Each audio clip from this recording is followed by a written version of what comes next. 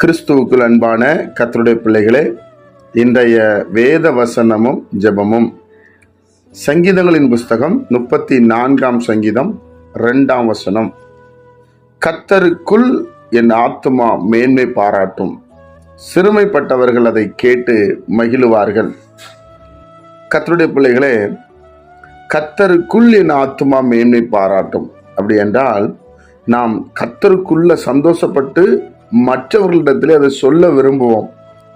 அதில் கேட்குறவங்கள சிறுமைப்பட்டவங்க மட்டும்தான் அதில் சந்தோஷப்படுவாங்களாம்.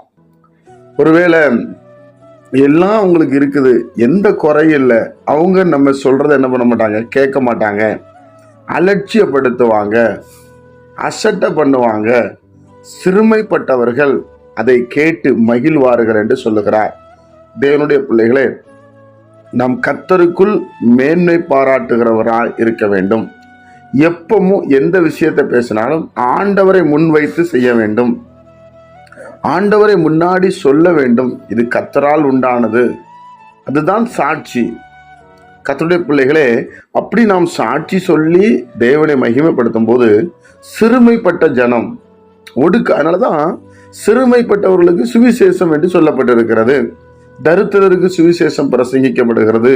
சிறுமைப்பட்ட ஜனத்தை கர்த்தர் நேசிக்கிறார் என்று சொல்லப்பட்டிருக்கிறதும்.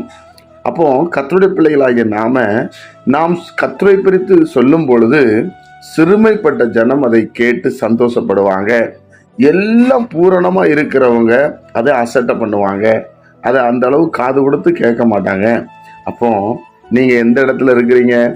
நீங்களும் நானும் கர்த்தருடைய வசனத்தை கேட்க விரும்புகிறோமா? கர்த்தருடைய வசனத்தின்படி வாழ விரும்புகிறோமா? அவருக்கு நம்ம சிறுமைப்பட்ட ஜனம். முதல்ல அந்த எண்ணம் நமக்கு வரணும்.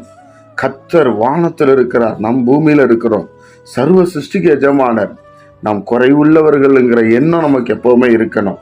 பாகுபாடு இல்லாம நம்ம கர்த்தரிடத்துல போக வேண்டும்.